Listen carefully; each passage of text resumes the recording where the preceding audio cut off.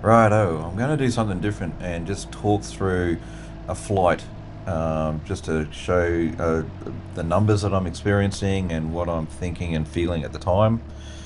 So far, I've got about 3 hours of flight in Frankenstein, about 6 or 7 landings, and I'm curious to see how it goes today because we're going to have 10 to 15 knot gusts today. So I'm interested to see how it's going to handle that.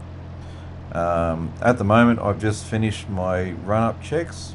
It takes a while for the oil temperature to come up on this thing, so I'm actually toying with the idea of putting a butterfly in the oil cooler duct, just to so I can close the air off and help warm up a bit quicker, because I can spend 20 minutes on the ground just getting some temperature in the oil. At the moment, anyway, and especially in winter time, it just takes that longer. So anyway, so we're taxiing down, just getting the feel of how it is with its gusty conditions at the moment. I think this is the highest winds I've had Frankenstein in so far, so it's interesting to see how it handles. And actually, I'm taxiing down with a tailwind at the moment, and it's quite stable and controllable. The heel brakes are working great.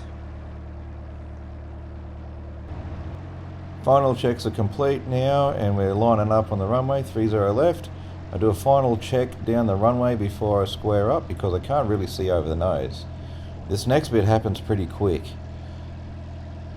I'm just using the peripherals of my vision to keep it square as we roll, and I'm not really trying to lift the tail and like push the stick forward and lift the tail. I found once the tail is flying, so is the wing, it's ready to go as well, so it all happens at about the same time. There's the tail, and there we go, we're away. I usually, at the moment, I climb out at 60 knots, and today I'm getting about 1,000 foot a minute climb at 60 knots. Okay, we're up getting ready for some slow speed and stall checks. It's going to be, I just wanted to feel it out again a bit more, and then I can start pushing it a bit more. I'm going to do a power off and no flap stall. There it goes. It's not really a stall. I just run out of elevator to keep the nose up, and it just noses back over again. So that was with power off. Now I'm going to put a little bit of power in, just to see if I can hold that nose up a little bit longer and see what it does.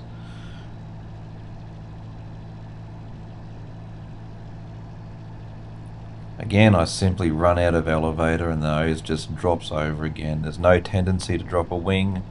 It's still quite gusty and stuff at the moment, so you can see me dancing on the rudder a little bit.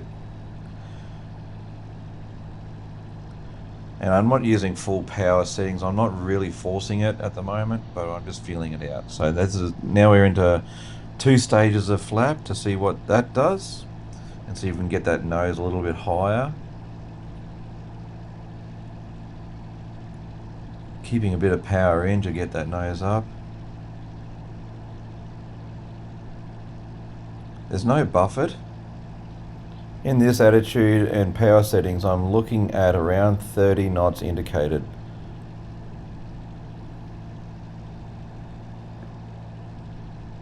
Here we go, try and get that back again, get that nose up. There she goes.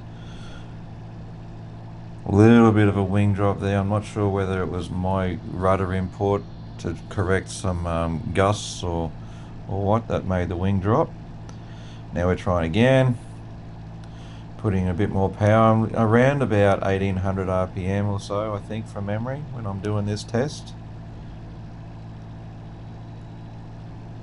She's starting to wallow a little bit, so we're pushing it a bit.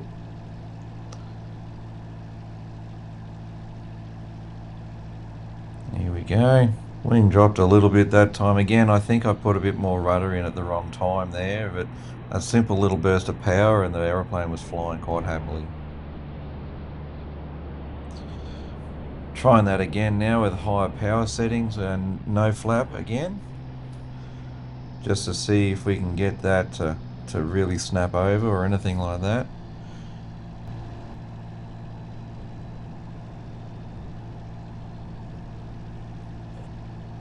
There we go. We pushed it a little bit more and got the nose further up that time, but it's still, I wouldn't call it stalled, it just won't fly anymore. So we throw a little bit of flap in, see if we can get that nose further up in the air and see, because those leading edge slats are really working a treat. This time I'm pushing it a bit more. Yeah, that was a good wing drop that time. Again, easily recoverable. Now we're really starting to push it. Not using full power yet, but I'm up around 2000 RPM just to try and get that nose further up. I'm a bit cautious as well today because it is such a choppy day. Anyway, we've had enough fun that way doing those stalls. Now we're into turns. I find myself, I have to teach myself to use rudder a lot more. I need to lead turns with rudder and also use rudder to stop the turn instead of roll in and then correct with rudder and elevator. I just need to get my head to work, so that's what I'm practicing here, just kicking in a bit of rudder first to make and then using the ailerons to hold the wings where I want them, the attitude. A little bit different to flying other aircraft that I've been involved in. Very light on the controls, and I'm not using much of an input to get these turns to happen. Even though it was a bit of a choppy day, I'm just loving the fact that I can go flying in my own aeroplane. So looking forward to doing more adventures in this when the testing is done. Alright, we're on final now. I'm holding approach speed at about 50 knots and I'm using about 1500 RPM just to keep it stable. You could probably approach a lot slower, seeing as I'm looking at stall about 30 knots. But at the moment it's a bit choppy and I'm still learning and feeling the aeroplane. So 50 knots is quite nice and stable. I leave the power in and just go into the flare and just see how it goes.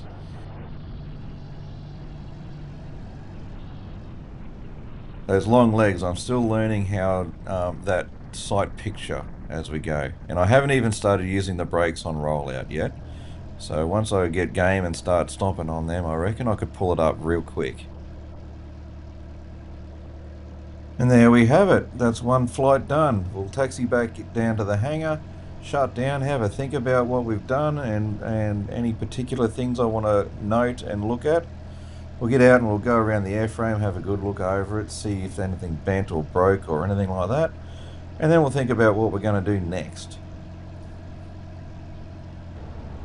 Right, here we go again. But this time I've managed to work out to get the Insta360 to display speed, even though it's in kilometers now. But it's going to be cool, and I'll be able to convert some particular speeds to knots and miles an hour so people can understand what I'm looking at. This is a cool idea and handy, I think, to compare my ground speed versus what I'm indicating in the air, so I can confirm what kind of wind speeds I had, as well as whether the airspeed indicator is actually reading correctly. Mainly because I'm not sure when I put the pitot probe in whether that was the correct angle or not. So this is more of a confirmatory for me. So once again, final checks all ready to go now. Have a quick look down the runway to make sure it's clear. Line up. There is a Cessna 182 floating around there somewhere. I just wanted to know where it was. Here we go again. Not forcing the tail to lift up early. As soon as it flies, the wing will start going. There we go. Straight away I can tell there's a decent headwind because I'm indicating a 60 knots climb out at the moment, and we're not getting that on ground speed, even though there's a vertical component in there as well. So, but it's still a decent, 10 to 15 knot headwind there. Alright, we're up at altitude now and I'm just getting set up. We'll do some slow speed.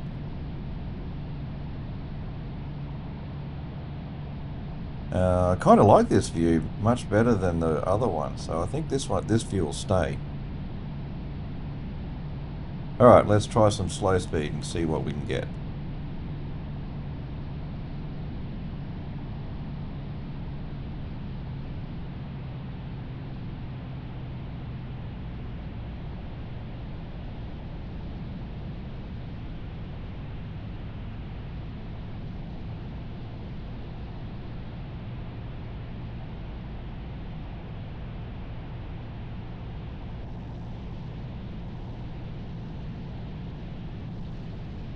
So that's about no flap slow speed. Oh, there we go, down to 51. That's cool. 50, I saw there for a second. Try 2 stages of flap. See what that does.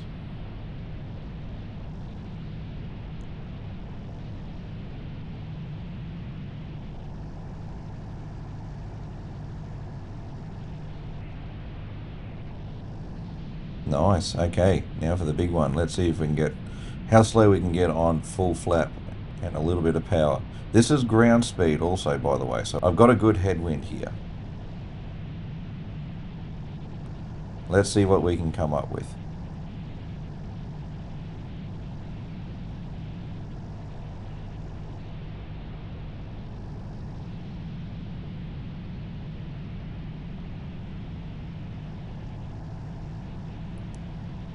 Oh, that's cool.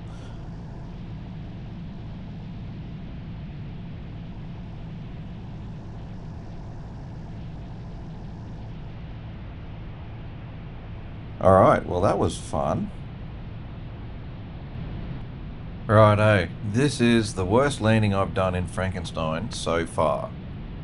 I think my excuse, I have to say, is that I literally can't see out the front because of the sun's right on my face. Probably a little bit of shine off that bonnet there as well. But yeah, that's my excuse, but realistically, it's just me stuffing up proper.